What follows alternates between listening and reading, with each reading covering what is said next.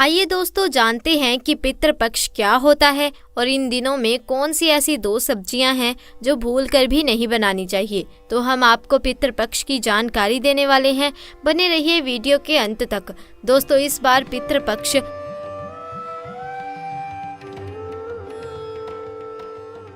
मान्यता है कि पितृपक्ष में श्राद्ध और तर्पण करने से पितृ प्रसन्न होते हैं और आशीर्वाद प्रदान करते हैं। उनकी कृपा से जीवन में आने वाले कई प्रकार की रुकावटें दूर हो जाती हैं। व्यक्ति को कई तरह की दिक्कतों से मुक्ति मिलती है।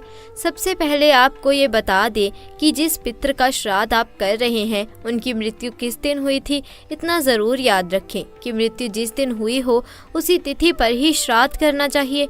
बहुत से लोग ये गलती करते हैं कि जिस दिन अंतिम संस्कार हुआ होता है उसी तिथि पर श्राद्ध कर लेते हैं, जो कि गलत है। पितृपक्ष में सभी तिथियों का अलग अलग महत्व है। जिस पितृ की मृत्यु जिस तिथि पर होती है, पितृपक्ष में उसी तिथि पर उनका श्राद्ध कर्म किया जाता है। अंतिम संस्कार वाली तिथि को श्राद्ध के लिए सही नहीं माना जाता। दोस्तों शास्त्रों में कुछ ऐसी चीजों के बारे में बताया गया है जिन्हें पितृपक्ष के दौरान भूल कर भी नहीं खाना चाहिए। कुछ ऐसी चीजें हैं जिनको ना तो पितृपक्ष के दौरान खाना चाहिए और ना ही पितरों को या ब्राह्मणों को इन चीजों का भोग लगाना चाहिए। दोस्तों मान्यता है कि मृत्यु के देवता यमराज श्राद्ध पक्ष में पितरों को मुक्त कर देते हैं ताकि वे स्वयंजनों के यहाँ जाकर तर्पण ग्रहण कर सकें। पितृ भाद्रपद पूर्णिमा पर पितृलोक से धरती पर आते हैं और 16 दिनों तक श्राद्ध तर्पण पिंडदान ग्रहण करके सर्व पितृ अमावस्या की रात को चले जाते हैं। दोस्तों इसीलिए ये 16 दिन पूर्ण रूप से पितरों को समर्पित होते हैं। इन 16 दिनों में पितरों की आत्मा की शांति के लिए पिंडदान श्राद्ध तर्पण कर्म किए जाते हैं। पितरों के लिए श्रद्धा से कुछ समर्पित करना ही श्राद्ध कहलाता है। यह 16 दिन पितरों को प्रसन्न कर पितरों की कृपा प्राप्त करने के लिए बहुत ही खास माने जाते हैं। दोस्तों जैसा कि आप सभी जानते हैं कि पितृपक्ष के दौरान कोई भी शुभ और मांगलिक कार्य नहीं किए जाते। दोस्तों ऐसे में हम जानते हैं कि कौन सी ऐसी चीजें हैं जिनका पितृपक्ष के दौरान भूल कर भी सेवन नहीं करना चाहिए। कौन सी चीजें हैं जिनको पितृपक्ष के दौरान पितरों को या ब्राह्मणों के भोजन में भूल कर भी इनको इस्तेमाल नहीं करना चाहिए, वरना दोष लगता है। आगे बढ़ने से पहले आपसे रिक्वेस्ट है कि कमेंट में जरूर लिखें ओम नमः शिवाय। दोस्तों बड़े बुजुर्गों द्वारा ब्राह्मणों द्वारा आपने यह सुना होगा कि पितृपक्ष के दौरान वही भोजन बनाएं, वही भोजनों का पितरों को या ब्राह्मणों को भोग लगाएं जो पितरों को पसंद था, तभी ही पितरों की आत्मा को शांति मिलती है। लेकिन यहाँ पर हम कुछ ऐसी गलतियाँ कर देते हैं। अधिकतर घरों में अधिकतर लोगों के पूर्वजों को लहसुन प्याज पसंद होता है, तो जब भी भोजन बनाते हैं तो उसमें प्याज और लहसुन डालते हैं और पूर्वजों के पसंद के हिसाब से भोजन बनाकर ब्राह्मणों को भोजन करा देते हैं। या फिर जिनके पितरों को नॉनवेज पसंद होता है वे नॉनवेज लेकर किसी जरूरतमंद व्यक्ति को पितरों के नाम से दान कर देते हैं, जिससे उन्हें उनका आशीर्वाद प्राप्त हो। दोस्तों अगर आप भी ऐसा करते हैं तो भूल कर भी ऐसी गलती आगे से ना करें। शास्त्रों के अनुसार पितृपक्ष के दौरान प्याज, लहसुन, मीट और अंडे का सेवन भूल कर भी नहीं करना चाहिए और पितरों के भोजन में इन चीज़ों का इस्तेमाल भूल कर भी नहीं करना चाहिए। शास्त्रों के अनुसार भगवान विष्णु और महालक्ष्मी जी को पितृदेव कहा जाता है। पितरों का भोजन श्राद्ध तर्पण पिंडदान सबसे पहले भगवान विष्णु और महालक्ष्मी जी ही स्वीकार करती हैं, उसके पश्चात ये पितरों को मिलता है। और भगवान विष्णु और लक्ष्मी जी के पूजन में प्याज, लहसुन, मीट, अंडे का इस्तेमाल करना वर्जित बताया गया है।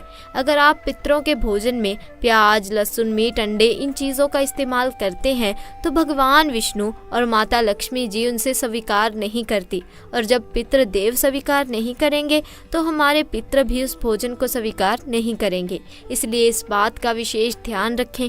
दोस्तों श्राद्ध पक्ष के दौरान पितरों के निमित्त जो भोजन बनाए या ब्राह्मणों को भोजन कराने के लिए जो भी भोजन बनाए वे बिना प्याज, लहसुन और मीट, अंडे का बनाए, और ना ही पितरों के नाम का ऐसा भोजन आप किसी जरूरतमंद व्यक्ति को दान करें। श्राद्ध पक्ष के दौरान पितरों को जो भोजन बनाया जाना चाहिए वो बिना प्याज और बिना लहसुन तथा मीट, अंडे का होना चाहिए। ये सभी सामग्री शुद्ध भोजन में नहीं डाली जाती, घोर पाप लगता है, पितृदेव क्रोधित हो जाते हैं।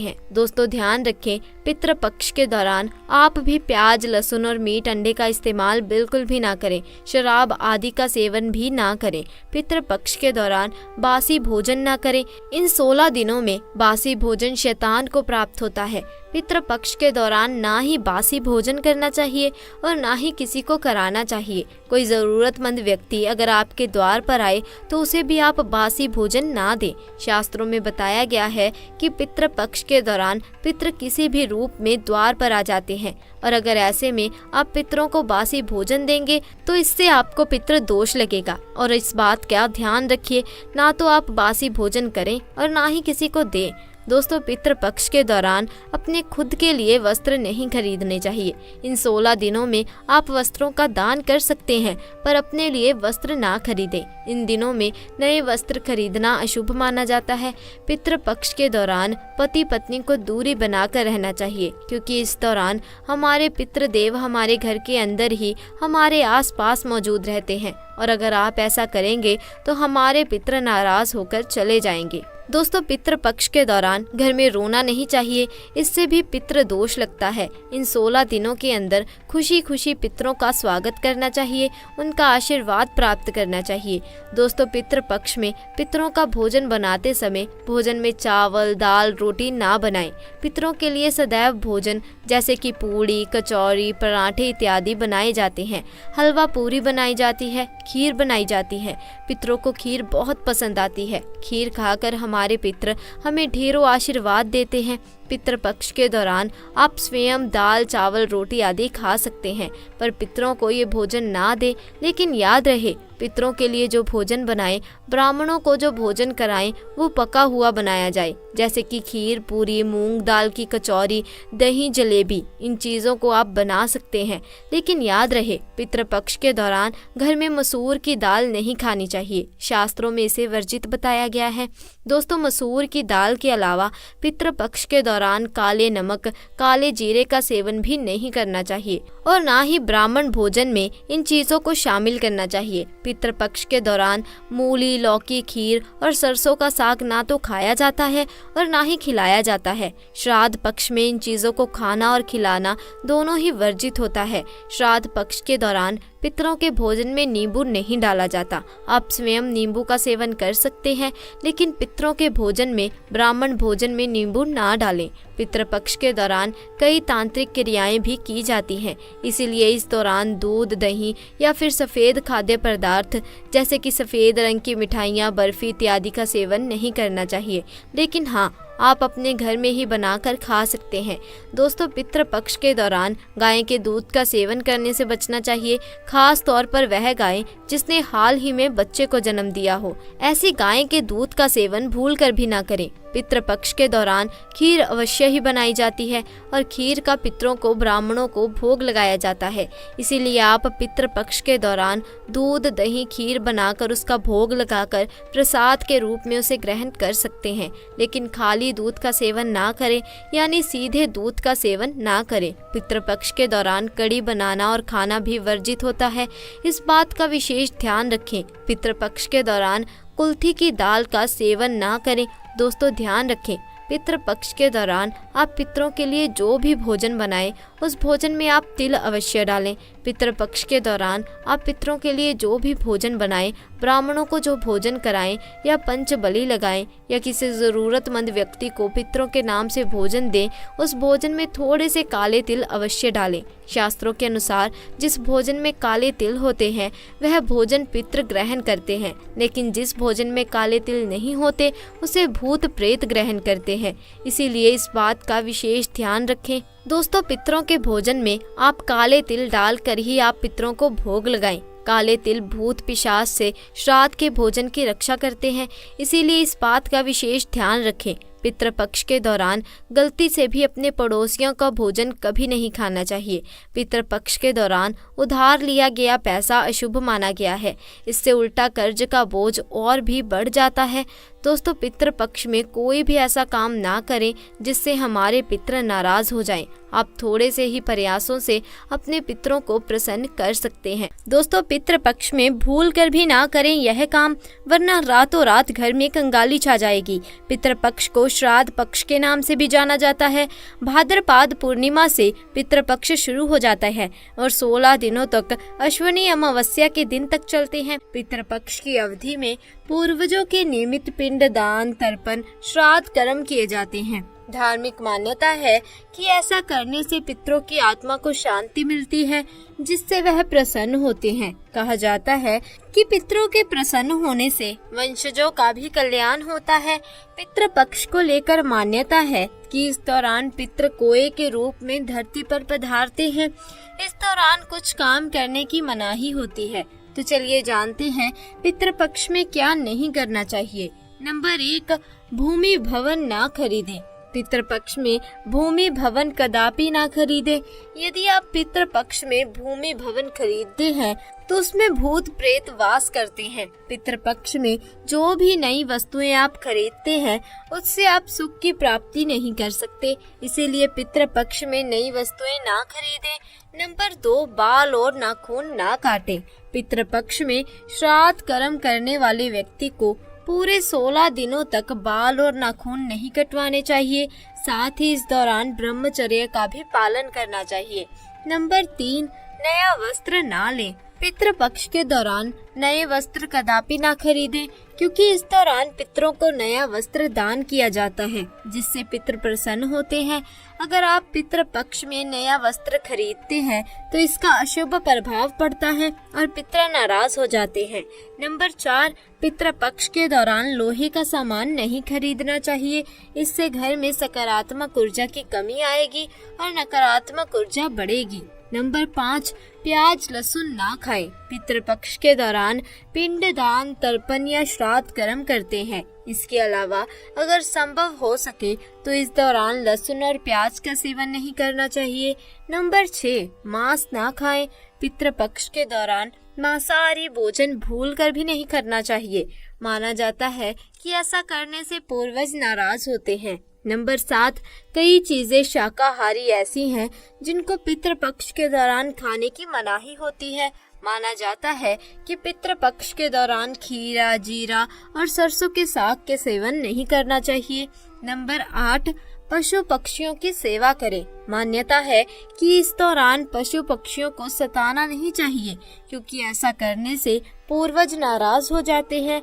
ऐसे में पितृपक्ष के दौरान पशु पक्षियों की सेवा करनी चाहिए। नंबर 9, कोई मांगलिक कार्य या आयोजन ना करें। पितृपक्ष पूर्वजों के लिए समर्पित होता है, इसीलिए इस दौरान किसी भी तरह का मांगलिक कार्य नहीं करना चाहिए। पितृपक्ष के दौरान शादी, मुंडन, सगाई और गृह प्रवेश जैसे मांगलिक कार्य वर्जित माने जाते हैं। नंबर 10, किसी भी पक्षी को ना सताएं। कहा जाता है कि पितृपक्ष के दौरान हमारे पूर्वज पक्षियों के रूप में इस धरती पर आते हैं, इसीलिए इन दिनों में गलती से भी किसी पक्षी को नहीं सताना चाहिए। ऐसा करने से हमारे पूर्वज नाराज हो सकते हैं। नंबर 11, तामसिक चीजों से रहे दूर। पितृपक्ष के दौरान तामसिक चीजों का इस्तेमाल नहीं करना चाहिए। इस दौरान घर में सात्विकता का माहौल बनाए रखना चाहिए। संभव हो तो इन दिनों लहसुन और प्याज का सेवन नहीं करना चाहिए। तामसिक चीजों के इस्तेमाल से आपके पितृ नाराज होते हैं। अब दोस्तों, हमने ये तो जान लिया कि पितृपक्ष के दौरान कौन से ऐसे काम हैं जो भूल कर भी नहीं करने चाहिए, लेकिन दोस्तों ये जानना भी जरूरी है कि इन दिनों में हमें अपने इष्ट देव और देवी देवताओं की पूजा करनी चाहिए या नहीं। तो चलिए बिना किसी देरी के जान लेते हैं। दोस्तों, इन 16 दिनों में अपने पितरों को प्रसन्न करने के लिए, उनकी आत्मा की शांति के लिए पिंड दान, तर्पण कर्म आदि किए जाते हैं। तो अब ऐसे में एक सवाल बहुत लोगों ने पूछा है कि पितृपक्ष के दिनों में जो कि यह 16 दिन अपने पितृ देवताओं को समर्पित करते हैं, तो ऐसे में क्या घर में अपने पूजा स्थल पर देवी देवताओं की पूजा हमें नियमित इसी प्रकार करनी चाहिए जैसा कि हम करते आ रहे हैं। कई लोग रोजाना मंदिर जाते हैं, मंदिर जाकर देवी देवताओं का पूजन करते हैं। तो क्या उन्हें रोजाना मंदिर जाना चाहिए, या जब भी मंदिर जो लोग पितृपक्ष के दिनों में जाना चाहते हैं, क्या वह मंदिर में जा करके वहां पूजन कर सकते हैं? तो देखिए, यह एक जो सवाल है उसका जवाब इस वीडियो में आपके साथ में शेयर कर रही हूँ। यह जानकारी बहुत ही महत्वपूर्ण है।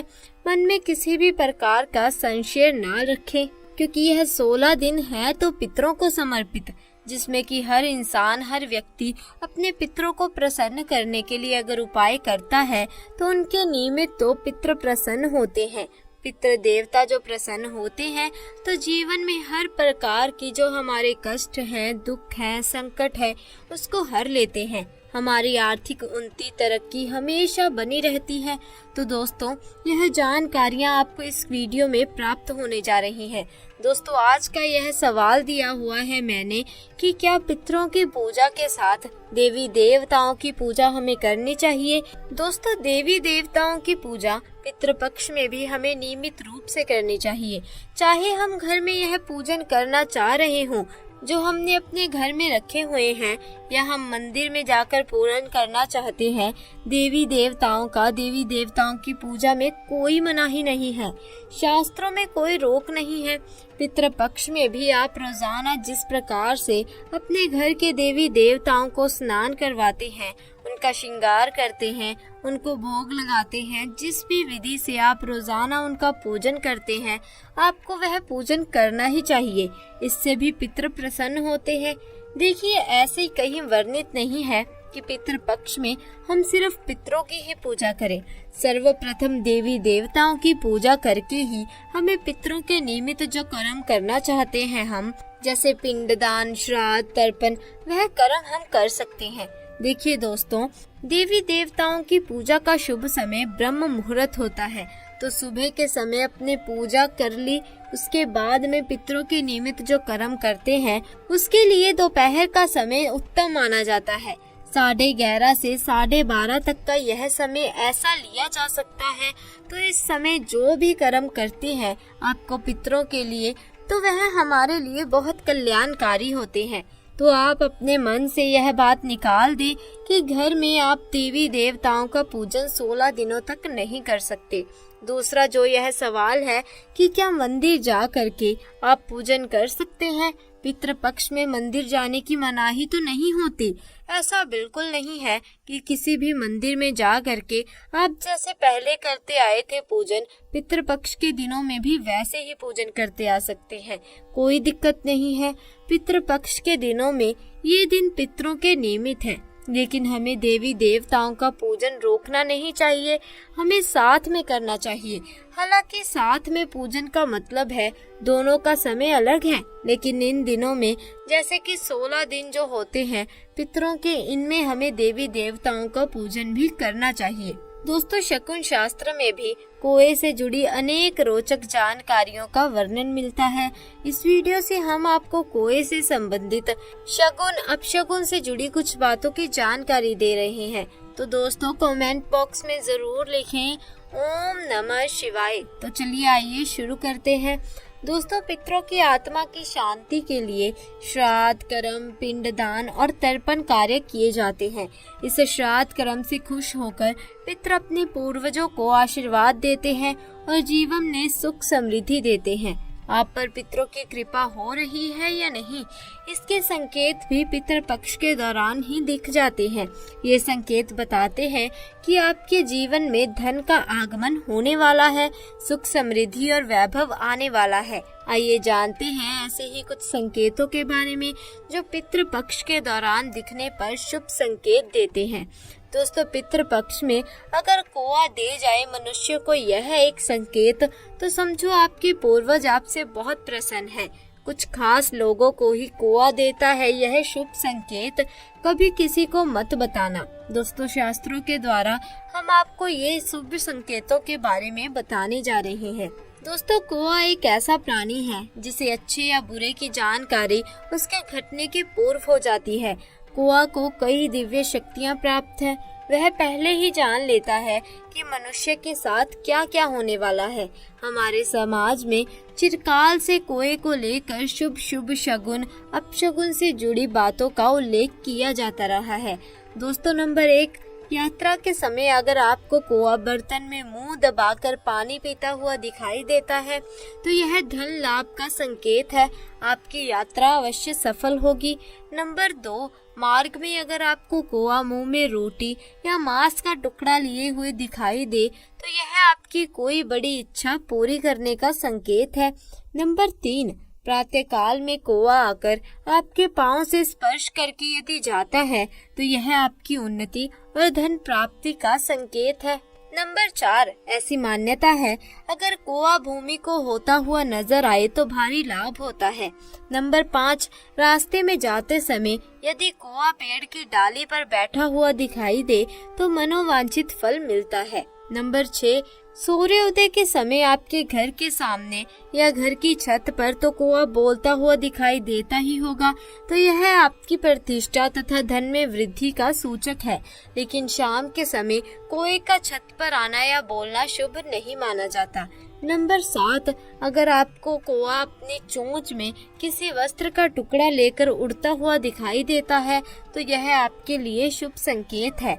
नंबर 8, यात्रा पर जाते समय कौवा यदि मधुर वाणी बोलता हुआ आपकी दाहिनी तरफ से निकल जाए और उसी तरह उड़ता हुआ चला जाता है तो आपको कोई कठिन कार्य आश्चर्यजनक सफल होगा। नंबर 9, ठीक दोपहर के पहले अगर पूर्व या उत्तर दिशा से पेड़ पर बैठे हुए कौवे का स्वर सुनाई दे जाए तो इसे स्त्री सुख का संकेत माना जाता है। नंबर 10, अगर स्त्री के सर पर पानी का घड़ा रखा हो और उस पर कौवा आकर बैठ जाए तो यह उस स्त्री के लिए बहुत ही शुभ संकेत है। इसे धन की प्राप्ति का संकेत माना जाता है। नंबर 11, अगर कौवा मुंह में रेत, अनाज, गीली मिट्टी या फल फूल भरकर ले जाकर आपके घर के तक ले आए तो यह अचानक होने वाले धन प्राप्ति का संकेत है। आपको कोई लॉटरी भी निकल सकती है। ऐसा भी माना जाता है कि आपके पूर्वज यानी पितृ बहुत प्रसन्न हैं। तो दोस्तों आज के लिए बस इतना ही। अगर जानकारी पसंद आई तो वीडियो को लाइक करें, शेयर करें और चैनल को सब्सक्राइब करें। धन्यवाद।